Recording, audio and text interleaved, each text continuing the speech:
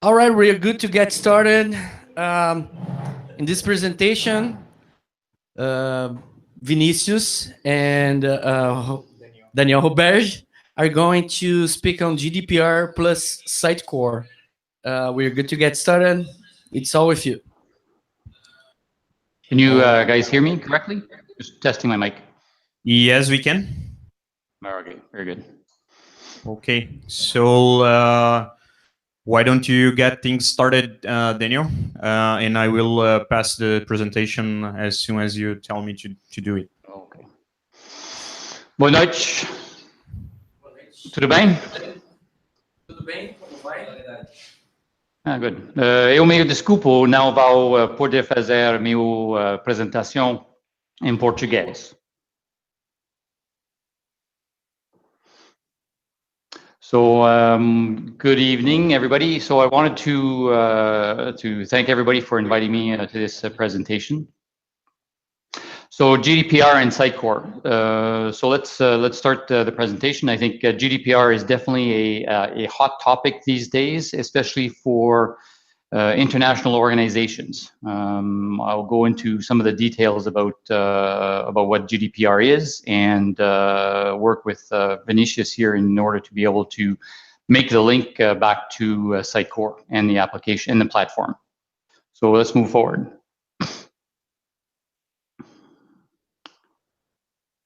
So the agenda for this evening. So we'll talk a bit more about who we are, what the GDPR concepts are all about, some of the data protection principles associated with this new European law, the concept of understanding what processing is all about.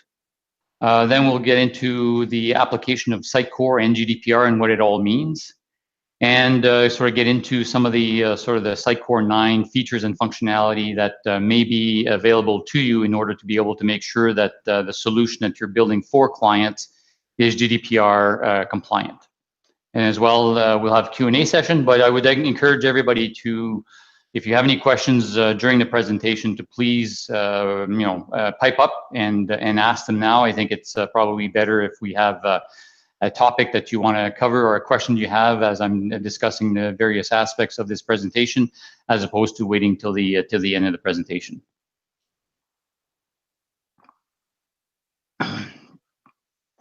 So my name is Daniel Roberge. I head up the IT operations in North and South America for Valtech. Valtech, I was previously to that with a company called Nonlinear Creations. Most of you around the table this evening are familiar with it. And Nonlinear Creations was acquired by Valtech last year, about a year or so ago. With this new role, I've taken on different capacities and different roles, but I've been involved with the IT industry for the past 23 years. And right now, I'm also an active member on the Global GDPR Directorate, which is a group within Valtech that was put together in order to be able to ensure that Valtech is GDPR compliant. Valtech is a global digital agency with 2,500 employees over 18 different countries. So our breadth and our scope in terms of a global presence is definitely important, and GDPR not only affects our operations in Europe, but also across the globe. So that's a bit about myself. Okay, so I will be presenting with Daniel Roberge. So my name is Vinicius Deschamps. I'm also playing a role in Valtech. I'm a system administrator. I have 10 years plus playing system administrator roles. I am a Microsoft Certified Solutions Associate, and for 2 years in a row, I have been awarded with the Sitecore MVP.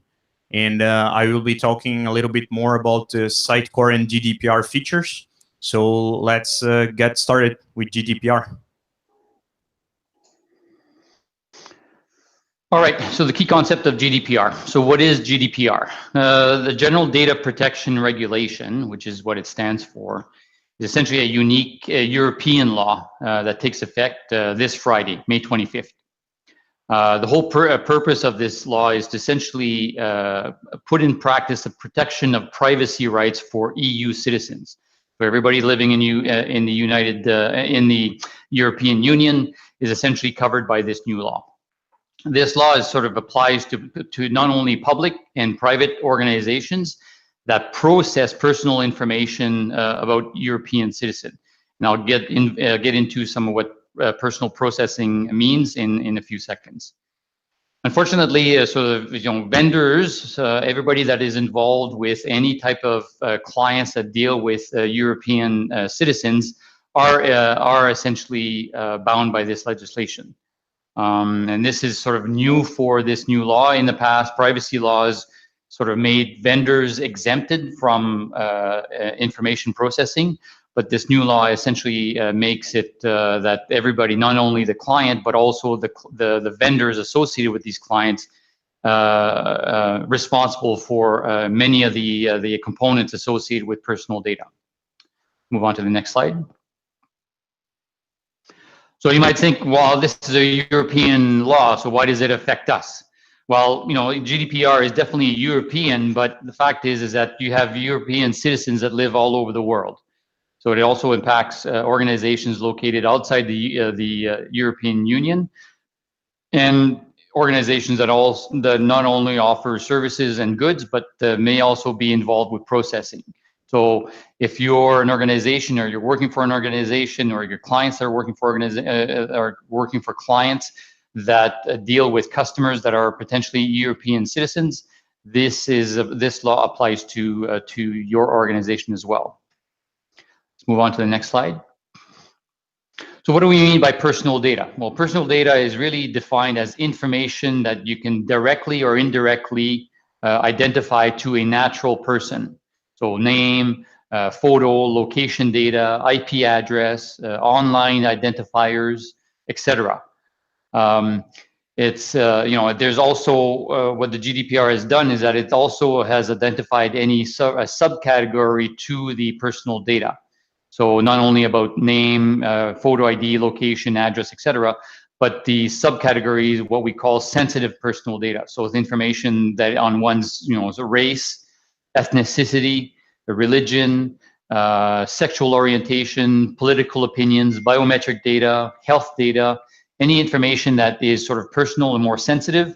Those is called sensitive data, and there's activities and processes within the law that basically ensures that, making sure that we safeguard this personal information about personal data. So if part of your activity is to actually deal with sensitive health information, or you have clients that are dealing with customers with health information specific to their health or biometric information, then specific activities and provisions within your processing needs to be taken into account in order to make sure that this personal information does not get into the wrongful hands. Let's move on to the next slide, Vinicius. So in the GDPR legislation, we talk about processing. What is processing of information? Well, the processing of information really comes down to any activity that has to do with collecting, handling, storing, managing, processing, interpretation, manipulation, doing inferences, especially when we're talking about big data. Any type of manipulation that you're doing with the data is called processing. And the players involved with the manipulation. So it's important that we understand that during the processing aspect, it's super important that the processing is clearly identified, and that there's activities and information around safeguarding of that data during the processing that is taken care of. So it's the difference with this new law is that in the past, the processing wasn't really part of the whole legislation. But it's what we're seeing now is that the service providers like us, like Valtech, or like customers that you may be involved in, or vendors that you're involved in, are now sharing the responsibilities that associated with the collection of data. So it's not only about the customer, the client that owns the data, but it's also the vendors like us that are associated with processing of the information that is also responsible for safeguarding that data. Any questions on this? Not so far, Daniel. All right. So let's get into what we mean as an example. So you have three columns in front of you now. So on the left-hand side, you've got the data controller. As part of the GDPR legislation, when we talk about controller, we mean the client or the customer, the person that actually owns the data. So for Valtech, for instance, our clients, we work on behalf of our clients. They are the controller. They are the people that own the data in the end, and therefore they have certain responsibilities.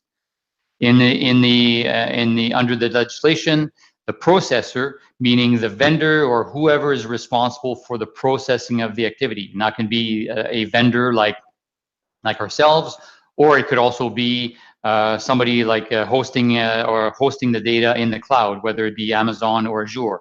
So Microsoft or Amazon in those instances would become the processor of that information, because when the legislation defines processing as also storage of information, storing of personal data.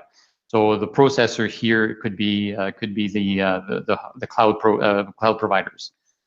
And on the right-hand side, we talk about the data subjects. Oh, sorry, we're not too fast there. One back, please. The data subjects. So in this example, you've had the data subjects, the people visiting a website, as this example is. So you may have customers going to somebody's website and wanting to fill out a form to sign up for an actual newsletter. This information would then be filled out on the website. The website would collect the person's email address, first name, last name, maybe an address of some sort, and that would become part of the data that's being collected. And what would happen in that example is that the subjects submit this information. The processor would then collect the information and pass that on through a database, and then would store this information at the client or at the customer's data warehouse. In the information that is being collected, we need to also collect information around the consent, or why the information has been captured in the first place. So the GDPR talks a lot about the fact that it's not only about collecting the information, but it's also putting together in place pieces of evidence throughout the processing that is important. So not only is it important to collect the information, but you need to sort of stamp that collection of information to say, Danielle Roberge signed up for a newsletter on the website XYZ on this date. He has given, by submitting his information, he has given his consent for the company to use that information. So all this information, all the tracking along the way is necessary in order to be able to make sure that you're compliant with GDPR legislation. Any questions on this? Nothing so far, Daniel. Okay. I believe that we will wait until the end of the presentation to compile all the questions, Daniel, Okay. to not stopping the presentation. Okay, very good. Okay, let's move on to the next slide. So when we talk about individuals' privacy rights, so what this legislation has done is that it redefined the user's rights. So what we mean by this is that the key concepts here is that the individual's privacy rights are under 6 specific tenets. So the user must have now, or the personal information is essentially consists of 6 different components. The user has the ability for valid consent. So the organization must follow tighter rules when it comes to obtaining consent from individuals. It's no longer acceptable to think that because we've collected a name in a database from a trade show somewhere, that the user has given consent for the use of his personal information. That no longer applies. It has to be clearly defined, has to be explicitly defined, and it has to be in such a way that the user understands what he's given consent for. So all these tenets have to be respected. This legislation also talks about transparency. So the ability to know what personal data will be collected and how it will be used. So the user has the right to be able to understand what that company will be doing with that information, and what it's going to, and for how long they're going to be using that information for. So transparency of data is part of this, the individual's privacy rights. The third tenet is about correction. So the ability for the user to say, hey, I've changed my address, I'm going to go, or my home physical address, or my email has changed, I want to go to the public's website and say, hey, please remove or at least modify the ability to make changes to my name. So if you want to make changes to your name or part of your personal information that is stored on somebody's website, then you have the ability to make those corrections, or ask the user, the controller, to give you access so that you can make those changes. The fourth tenet is the right to erase. So the user has the ability to go back to company XYZ and say, hey, the information that you have on me as an individual, I would like you to delete that information from your database. And as the controller, you are now obligated to actually erase that information from the database. And you need to provide proof that you've deleted and that name no longer resides in your possession. The fifth tenet is about data portability. Data portability means that if you have your name at one vendor's site, for instance, and you decide to say, hey, I will no longer want to be part of this vendor's website, I want to move on to somebody else's website, then you have the right to actually move, ask the vendor to send the information off to somebody else's website. So the right to be able to move your data from one vendor to another, and to be able to ensure that you have proof of that moving. And then we talk about the last tenet is automated processing. So the right to not be subject to decisions that are based on automated processes. So here, for instance, we talk about profiling based on what a person has done when they've collected information from a shopping cart. So Amazon, for instance, the ability to say that based on what I purchased in my purchase history, you are now providing me information based on the information that you've collected on me based on my behavior. So if you're doing that because you're looking at, we have the ability to do that, then the user has to provide proper consent to the company to be able to allow for them to provide in that type of information. So just being careful that technology is available and we can do a lot of good things with it, but being mindful of what that technology can do on end users' personal data is strictly defined within the GDPR legislation. Next. So one of the things I want to talk about is the obligations on organizations about what GDPR means. So right now, there's an accountability component that needs to be mindful. So organizations must demonstrate compliance by maintaining records of all data processing activities. And this is super important, especially when you're defining the solution for your end customer, is that you need to provide hooks or ability to provide evidence along the way that throughout the processing of the personal data, you have the ability to prove that either you've obtained consent, that you've saved the consent, either you've deleted somebody's personal information from the database, or that you're no longer using it in your database. These are now mandatory. So organizations must provide evidence of all the processing activities associated with that. Organization also must put in place data protection or must have sort of data protection impact assessments, what we call DPIAs.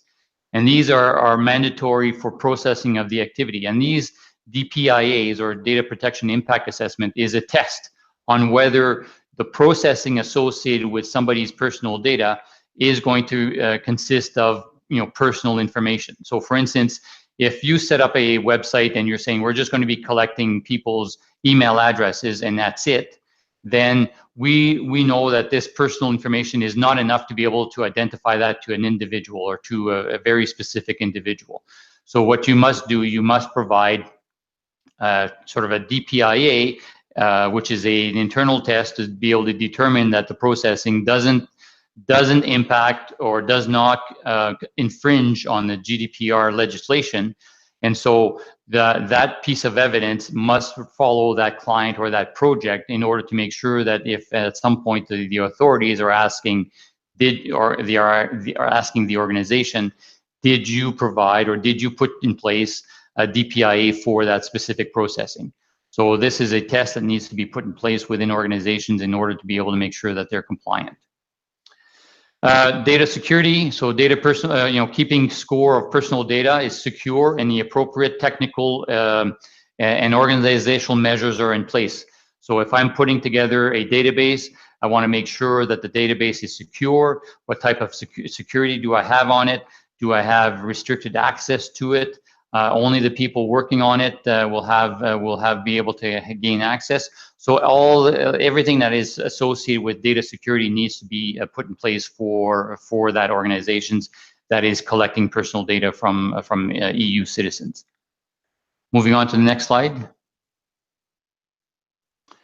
Also, organizations must put in place that, in the event of a data breach, they need to report the data breach within 72 hours to the GDPR authority. This is critical so that, if at some point personal data has been compromised, the authorities are alerted and that information has been shared with them in order to be able to mitigate and to deal with this specific breach.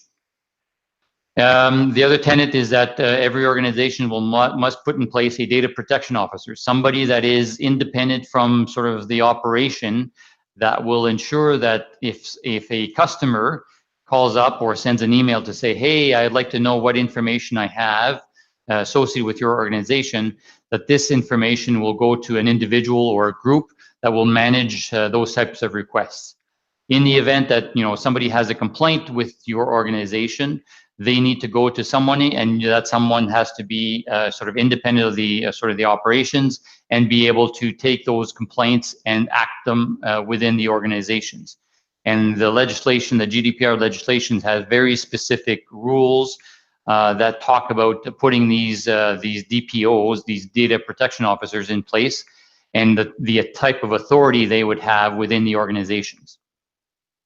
And finally, data transfer, if any of the information gets transferred outside of the European Union, so if you're in South America or North America and you're collecting personal information, or they must now be transferred outside of your jurisdiction, there are specific rules that need to be applied in order to make sure that this gets done properly. Well, these are sort of obligations of the organization that needs to be looked at in order to be able to make sure that those apply. Moving on, next slide. So in the first, in the slides just prior to this, so we talked about GDPR as a general concept, the general, what is personal data, what is processing, who are the actors, the controllers, the clients, and the processors, the vendors that are associated with this. But all this, are concepts that need to be applied in the practical terms.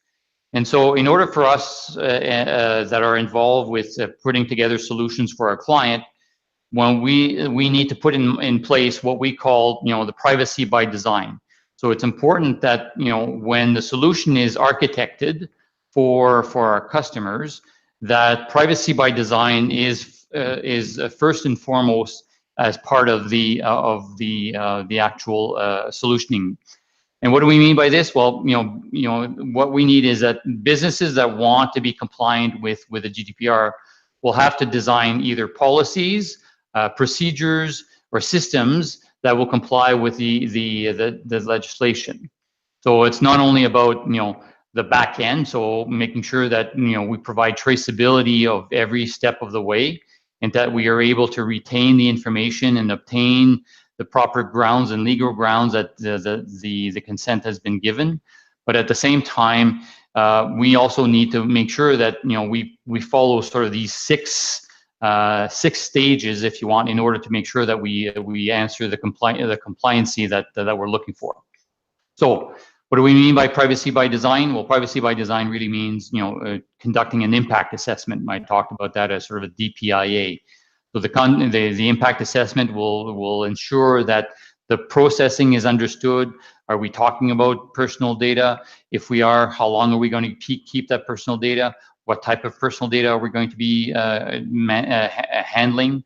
So So all these elements are important to understand, and those were sort of the first step in ensuring that compliancy by conducting an impact assessment.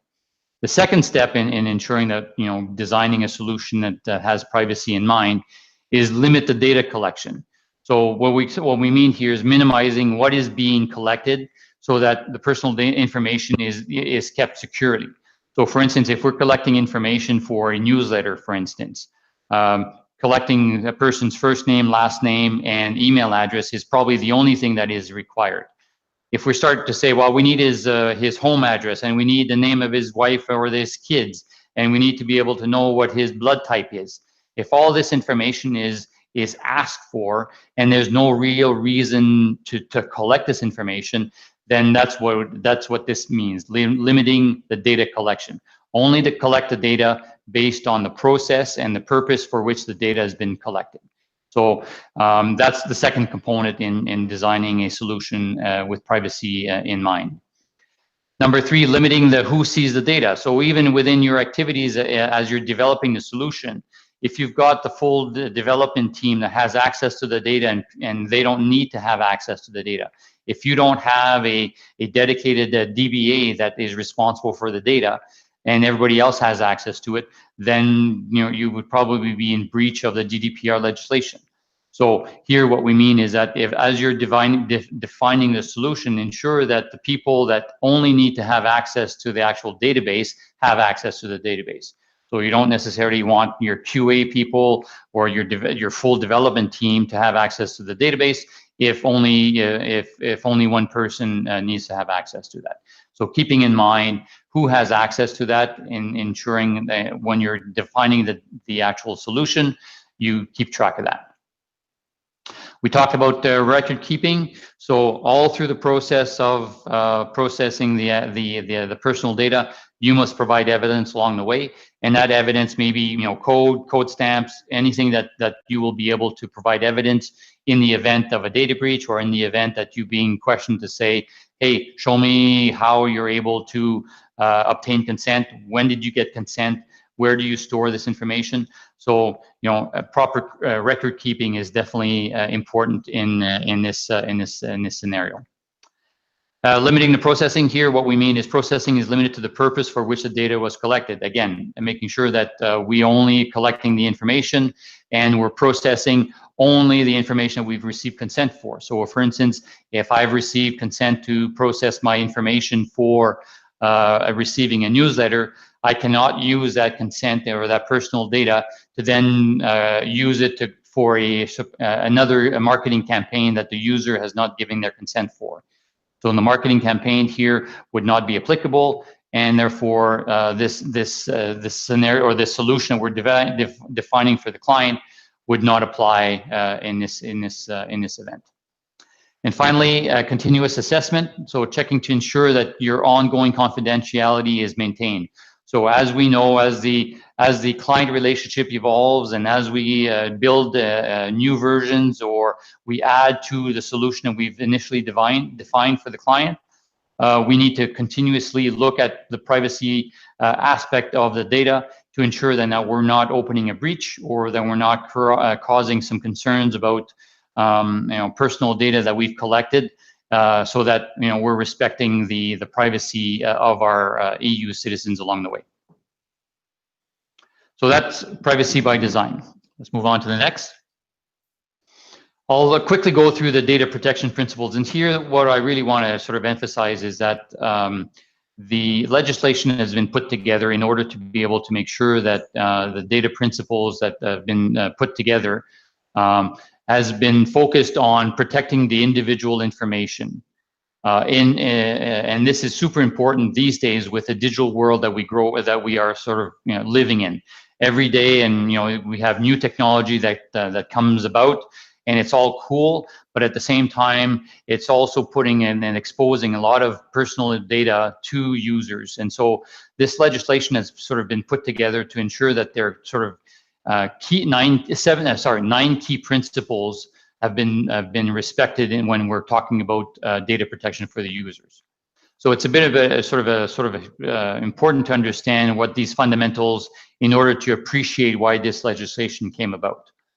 So the first one is lawfulness, fairness, and transparency. So what we're saying here is personal data is really about about being fair and transparent about individuals' personal data, because it's about individuals and individuals data. It's important to understand that this data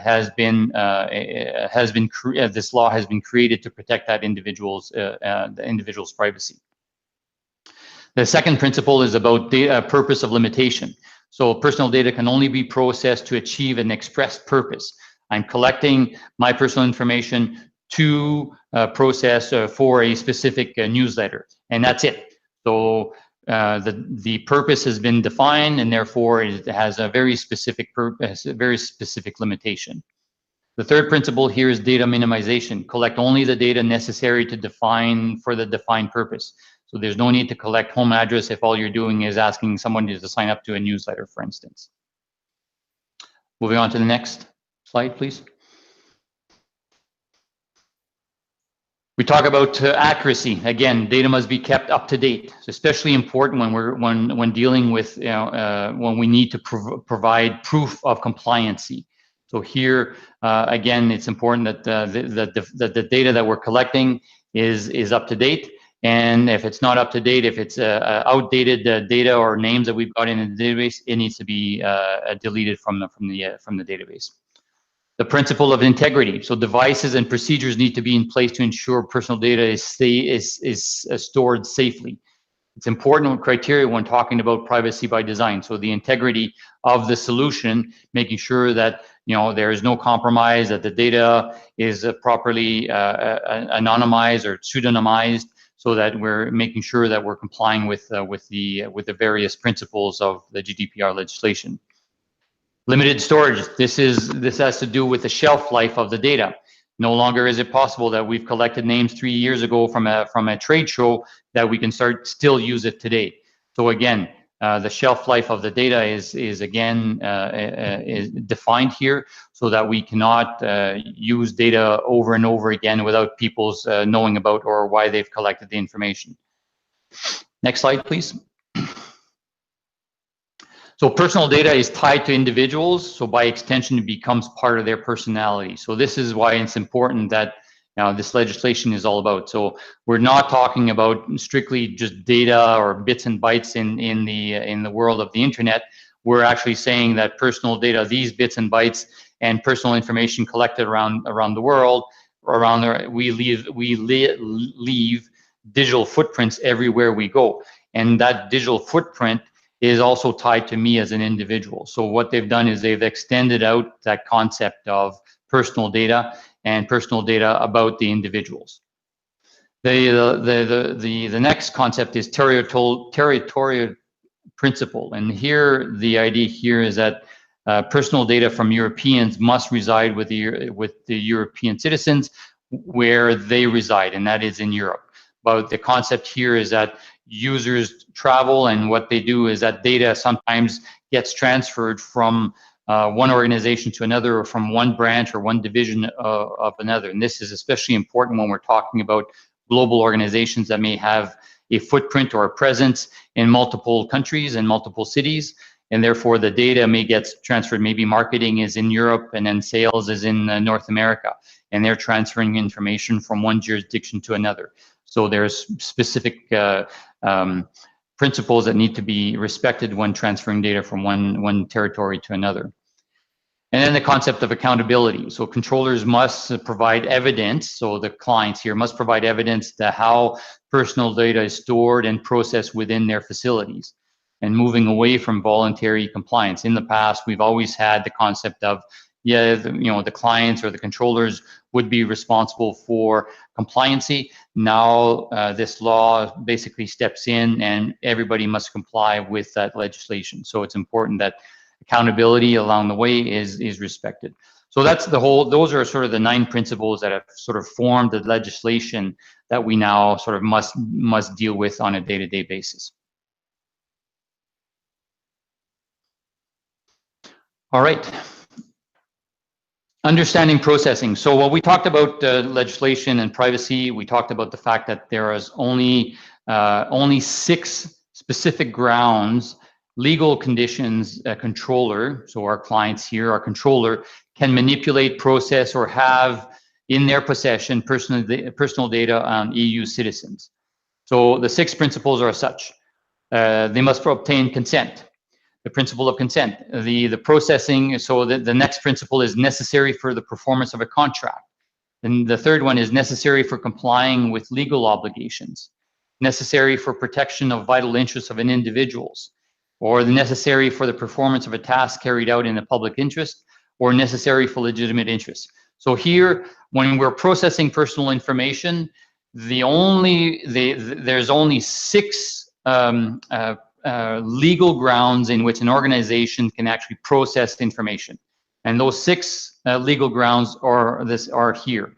If you or your clients that you're dealing with are processing personal data outside of these 6 legal grounds, then you are offside of the processing of the GDPR legislation.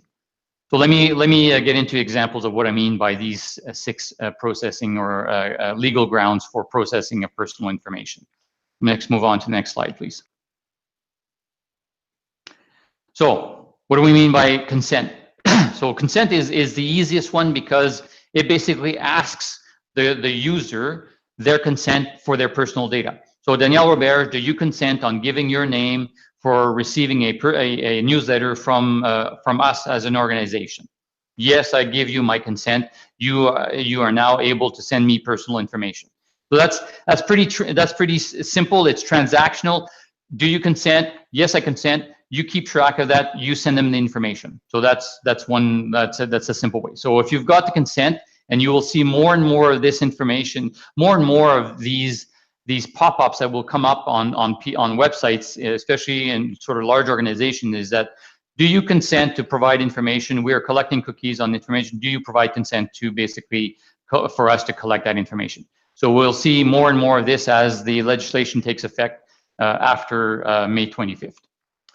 The second legal ground for processing is legal obligations. So here, you as an organization may be collecting tax information, personal information, in order to be able to record taxes withheld for salary. So here, in this example, a controller may be collecting information from their employees, and their employees are all European citizens, and therefore they don't necessarily need to have the consent of the employee, because the organization has an obligation to the tax authorities to provide information about the employee's salary so that they get taxed when they get taxed by the legal authority there. So that's what we mean by all legal obligations. There may be also the legal grounds for performance of a contract. So I sign up to get to buy a laptop from Amazon.com. I will provide them with personal information about who I am, my credit card information, my personal address to receive the product from Amazon. So Amazon does not need my consent to send me to collect that information because they are performing a contract. You provided them with a credit card. In return, they provide you with a laptop. So they are performing a contract. You're exchanging goods, information, or money for a product. That is called performance of a contract. So if you are an organization that transacts with users and you're collecting personal information, you don't need the consent. You have the personal contract that you must fulfill in order to be able to do that processing. Vital interests. So for instance, I drive a vehicle, and in my vehicle I have an OnStar service. I crash my vehicle, I'm in a ditch, I'm in need of assistance. The service that I'm subscribed to from a vital interest perspective is able to send me an ambulance and a tow truck in order to be able to get me out of the ditch. They will provide that service because they're doing it in the vital interest of my person. So that's another grounds for legitimate grounds for processing of that information. The fifth one is public interest. The public interest here is that if there are floods or a tornado or a catastrophe that is happening in my region, maybe you have an organization that is responsible to alert you to say, please evacuate, there's a tornado coming or there's a flood. you need to evacuate your residence. And so they may contact me through my cell phone because they already have that personal information with them, and so therefore they would be able to provide assistance to me or my family in order to be able to avoid that disaster. And then the last ground is legitimate interest. Here is like legitimate interest. Sometimes it is a legal grounds that is being used that is not necessarily very easy to prove.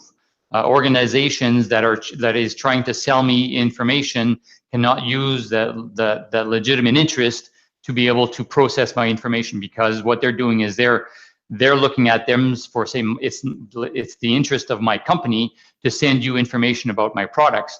But then you can argue that, well, it's not in the interest of the individual to receive that information. So here, information is important. That legitimate interest has to be managed very carefully, because it's a bit of a gray area that would be a bit more difficult to actually talk about processing of that information. All right, next slide, please. All right, I guess that's it for you. And thanks for the explanation and the foundation for GDPR, Daniel. And as I presented myself earlier, Vinicius is going to continue with the presentation about Sitecore and GDPR. So as Daniel mentioned, GDPR is a hot topic these days because we are reaching up the deadline for apply and be compliant for that. So what does that mean for Sitecore if you have Sitecore installed? So for those who use Sitecore on daily basis, you know that Sitecore has a unique architecture that supports the ability to isolate all aspects of customers' interactions through profile settings, implicit behaviors, and explicit interactions, which means that behind the scenes, Sitecore understands the value of customer data and the importance of protecting it. Based on that, you might be asking yourself about the compliant versions for Sitecore. And at this stage, close to the due date, as I just mentioned, it's on May 25th. You probably want to know which Sitecore version is compliant with GDPR. And here's the good answer. From 6 to 9, all versions are compatible and adjustable to become compliant with GDPR. However, as Daniel explaining a lot about the GDPR, it's imperative that you first understand which areas of your configure implementation needs your attention. So keep that in mind. Just one thing I want to mention though is that it's important to understand here that when I said the compliancy of GDPR is not strictly based on a technology or a tool. It's an internal process. It's the ability for the organization to ensure that they've got their internal operations created in order to be able to apply or to comply with GDPR legislation. I'll give you a quick example. Just because you have a technology that allows you to safeguard data and you has the ability to process the information, and you may have the ability to provide evidence along the way of all the activities associated with that, that in itself is not enough. So if I am a customer of the organization, for instance, and I want to say, hey, tell me what information do you have about Daniel Roberge? Sitecore may not necessarily do it all for you. They have to have, the organization has to have in place someone to send an email to, someone either that will answer the complaint to say, oh, Daniel Roberge is asking to see what information we have in our database. Then they could go say, oh yes, we have the tool in order to be able to query the database and see, oh, Daniel Roberge is entered in our database on May 25th. He provided consent and all that stuff. So that's all good.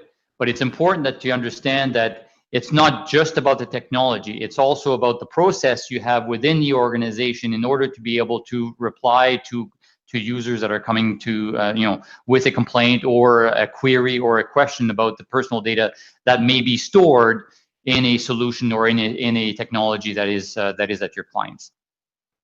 Yeah, exactly. And in summary, this does not mean that if you have Sitecore, you are GDPR compliant at all. You have to make adjustments in your Sitecore configuration and make sure that all the obligations and all the things that GDPR implies are adjustable to your Sitecore configuration. So yeah, that's the way it is. And keep in mind that just having Sitecore or other technology that is compliant with the GDPR, this does not mean that you are already compliant. You probably need some adjustments. All right, moving forward with that. So this is the question I would like to raise for you guys. Is Sitecore 9 the way to go? Because the other thing is, isn't all Sitecore from 6 to 9 compliant with GDPR? So why do I even care about that? So yeah, you are right. I just said that about Sitecore 6 to 9 be compliant with GDPR. So what would be the difference in upgrade to Sitecore 9? You may ask yourself right now. So it's a kind of simple question, a simple answer, sorry. It's effort. The effort that you have on an old version would be way higher than Sitecore 9. And again, it's simple. Bear with me while I continue my presentation, but we'll be back to this point and use Sitecore 7.5 as an example, okay? So Daniel also mentioned about privacy by design and privacy by default. Sorry, so privacy by design only. But Sitecore uses those two arguments to say that Sitecore 9, it's built on privacy by design and privacy by default. So despite the fact that Sitecore is a unique architecture and GDPR ready with all versions, again, from 6 to 9, Sitecore is the one who brings a number of privacy by design and privacy by default principles and new features that will allow you to comply with legislation. Any comments on that, Daniel? Nope. Okay. Sorry, no, sorry, I was on mute. Yeah. So just, I guess it reiterates the point that it's not just about the technology, it's also about the whole process and within the organization. So. Okay, good. So moving forward. So one of the principles that Sitecore brought to the table for GDPR, it's XConnect. So it's basically one of the keys for privacy by design and privacy by default is the famous XConnect, which was first introduced on last October during Sitecore release. So for those who doesn't know, XConnect is a service layer that exists independently of Sitecore itself and does not have any dependency on Sitecore kernel and sits in between XDB and any trusted client device or interface that wants to read, write, or search XDB data. And most important, communication must happen over HTTPS.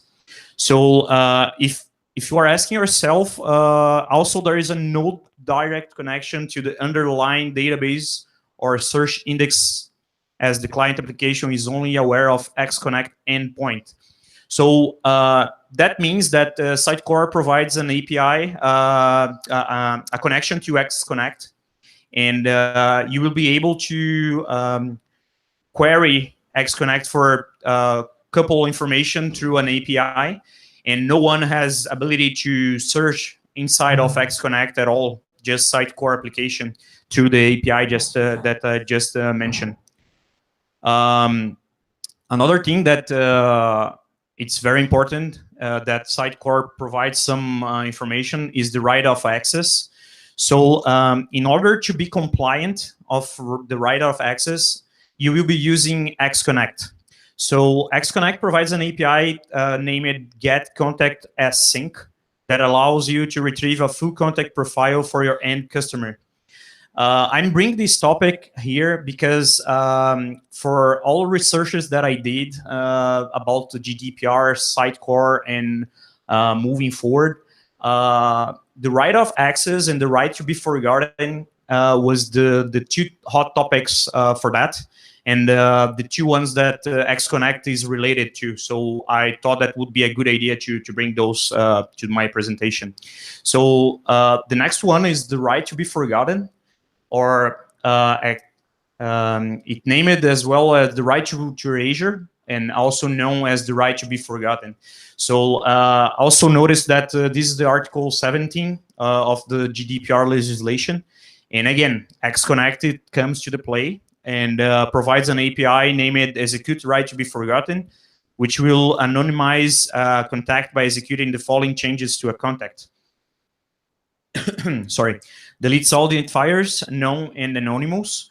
Clears all facets or facet properties marked as PAI sensitive.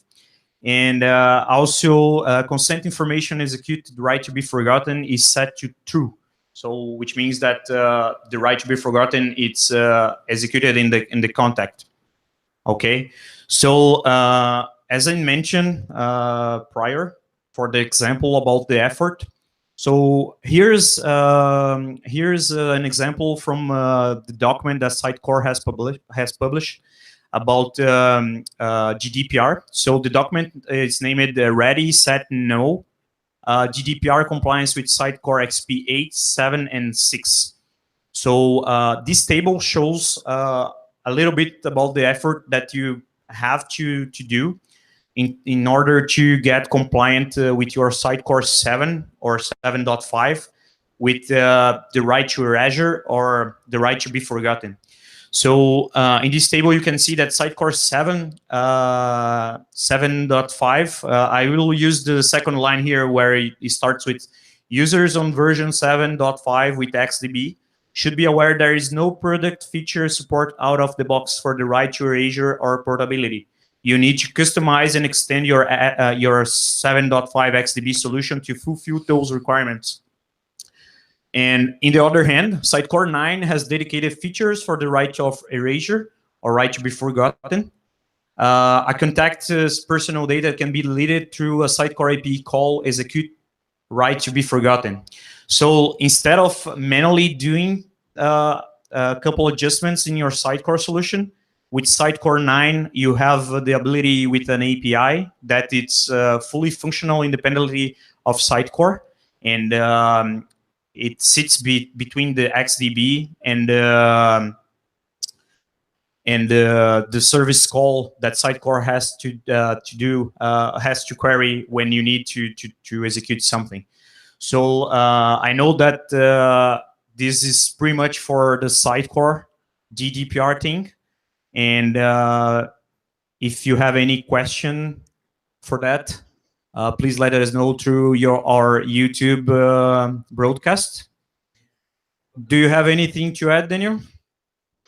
Yeah, I have a question actually. I just wanted to make sure that with the Sitecore 9 features, GDPR features, I'm assuming that they provide evidence along the way, right? Like every API call that you make, there's going to be traces of proof that will be able to be called in order to be able to provide that to any asking organizations, correct? Yeah, so as far as I recall about all the research that I did for this presentation, Sitecore provides a full table compliant about GDPR and also mention about the full trace that you just mentioned about who did what and if the user asks to be erasure, to be forgotten, and this it's all tracked on Sitecore. Right. Okay. Okay. Any other questions, guys?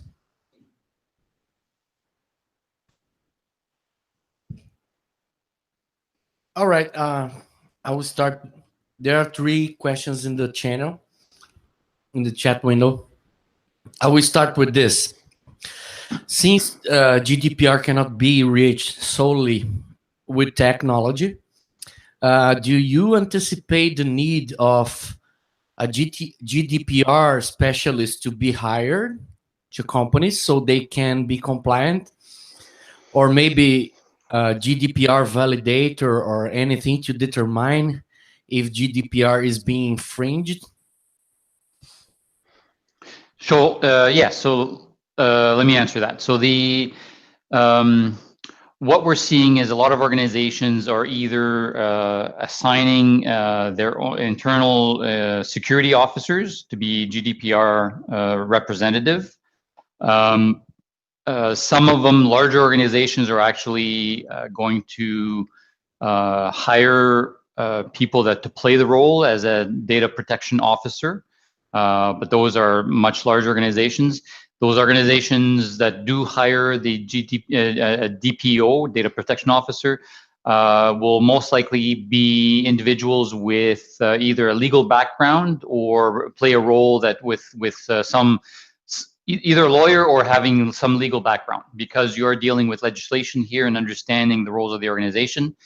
And what we're also seeing is organizations that are farming out or contracting out that role with either the law firm that they're already dealing with, in order to be able to set up that type of service with them to be able to comply, because either they can't afford to see this, or they can't afford to hire somebody internally.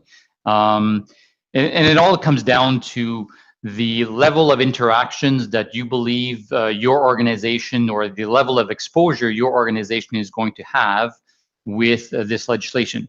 If your organization is dealing with customers that are strictly South American or North American, and you have very little risk of exposure to European citizen, then this legislation really doesn't apply, and the efforts tied to it probably doesn't apply.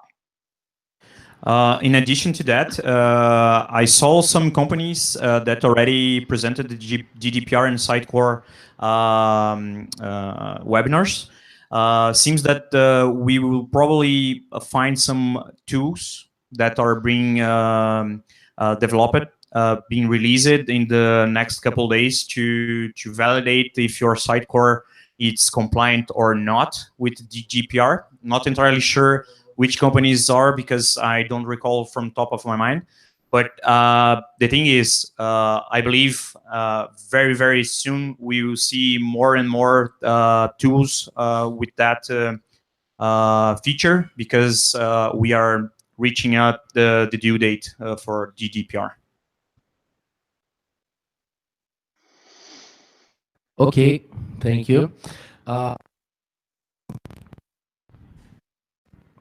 All right. Okay. So one more question. I remember one principle you talked about, which was I'm sorry, water problems, which was about the right to not be reached only solely by automatic process.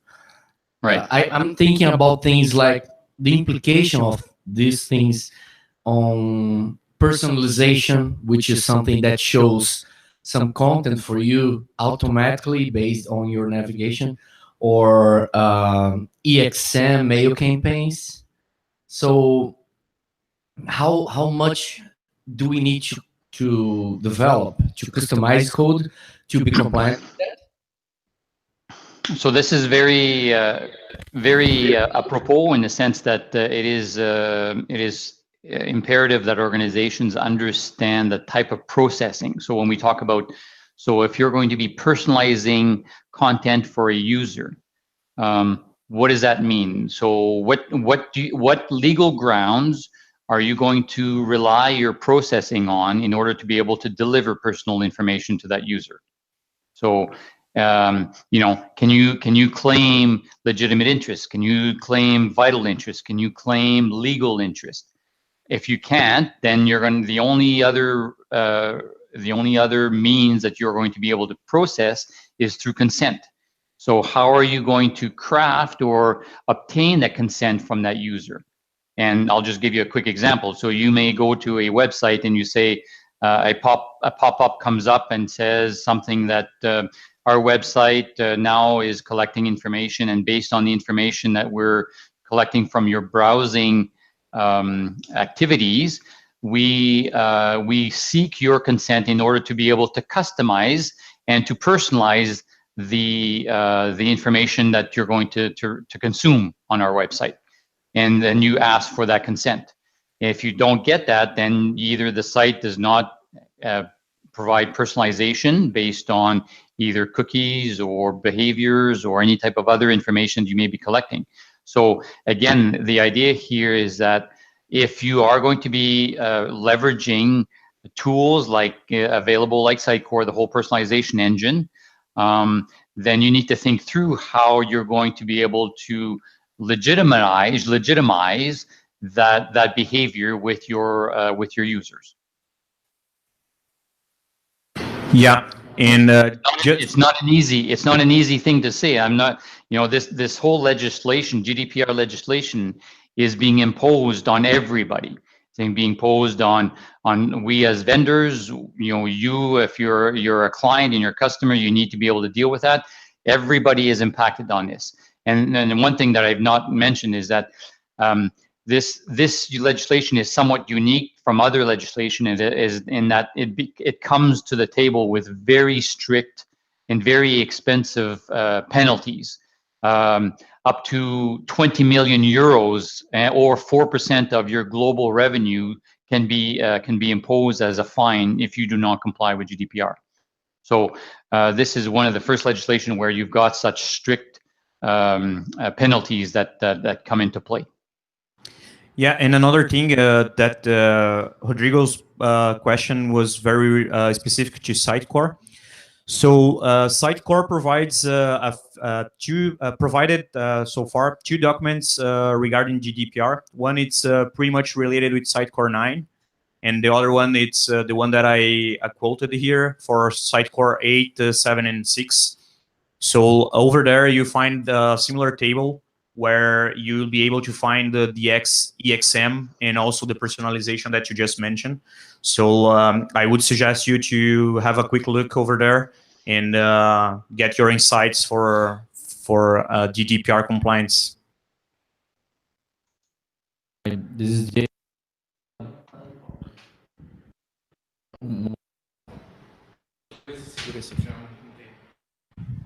Posso falar? Tá aberto?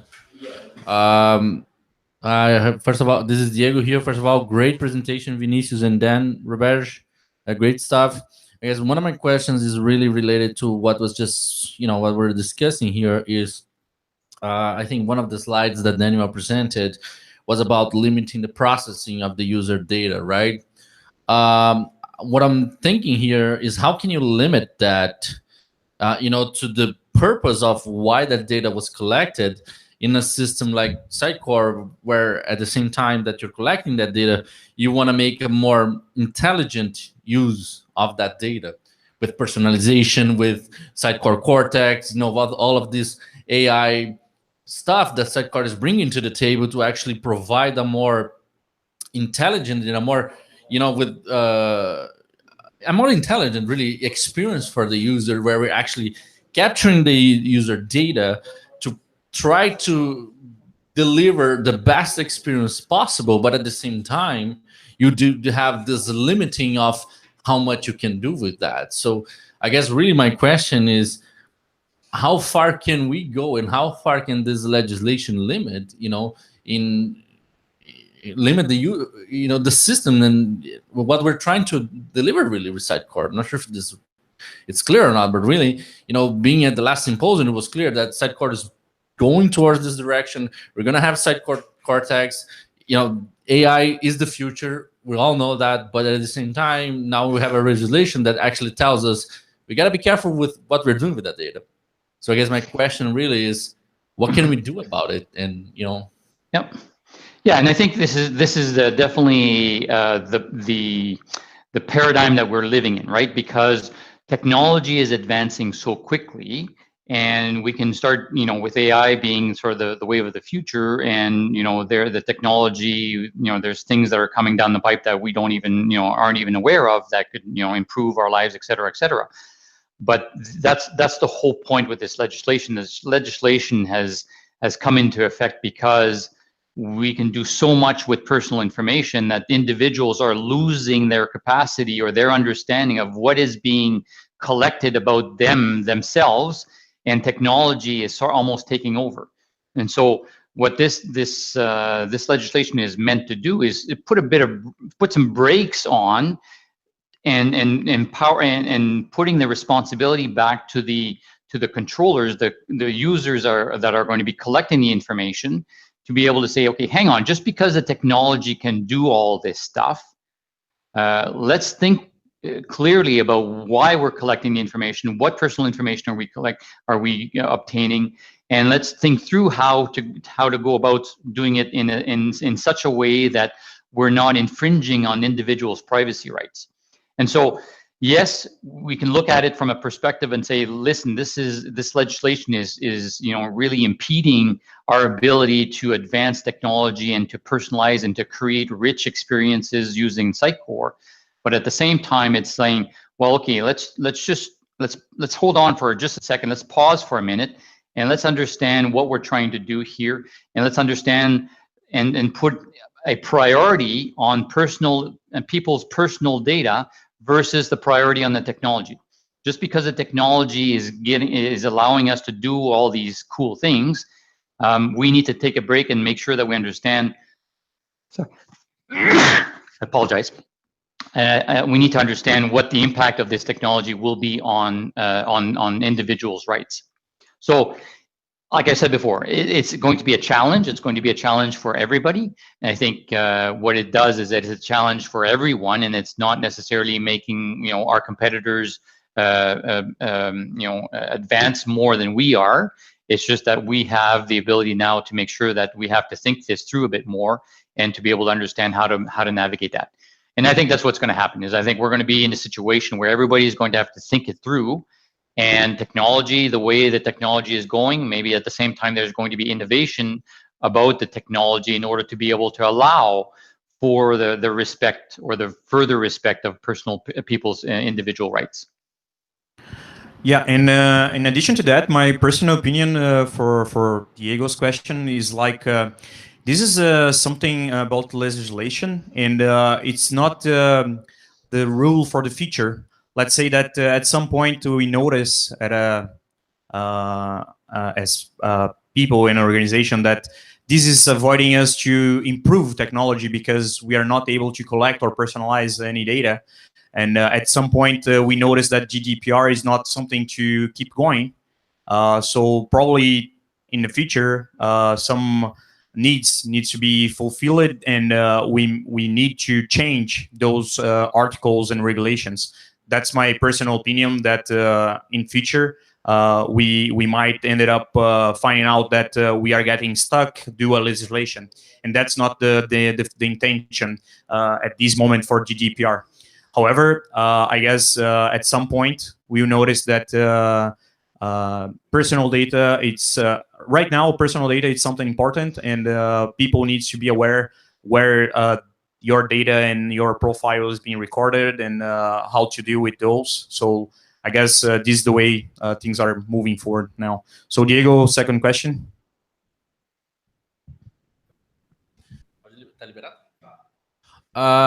My second question is one of the topics that was brought is also that in order for you to transfer your data to outside of the European Union, there are some rules and restrictions on how you can do that.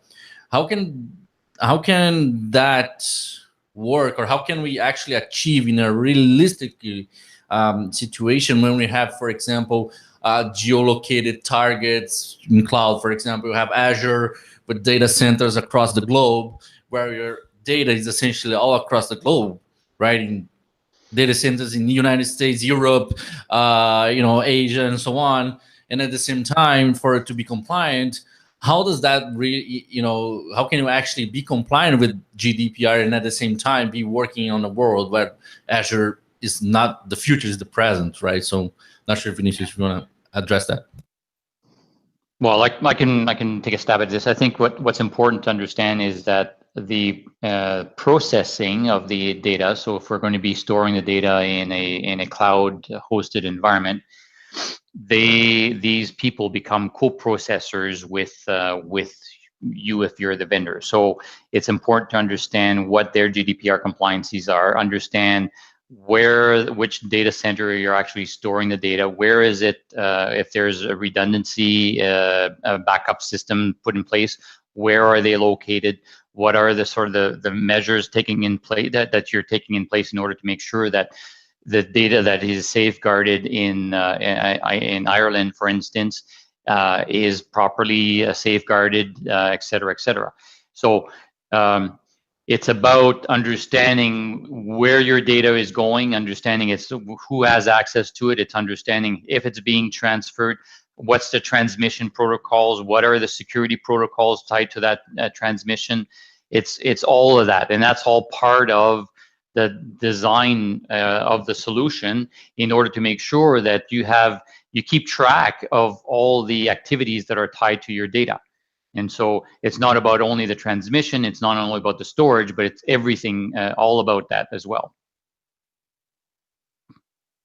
Yeah, another thing is that if you are a Twitter user, Facebook, not sure if Facebook right now, but Twitter and Azure and other cloud platforms, you may notice or may receive an email saying that the policy and legislation about that particular tool has changed, and you have to accept it or at least read through.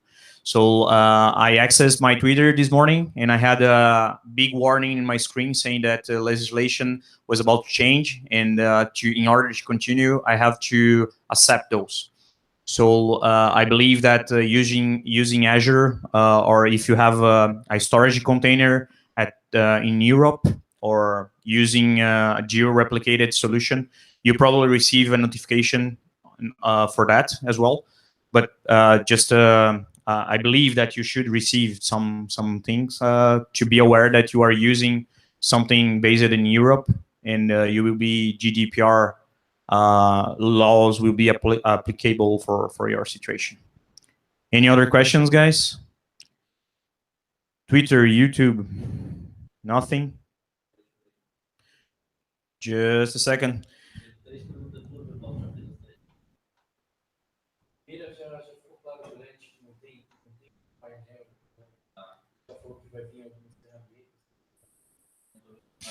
Yeah, and I would like to also raise the point that I speak with some Sitecore folks about GDPR, and the answer that I received is that Sitecore provided 2 documents so far.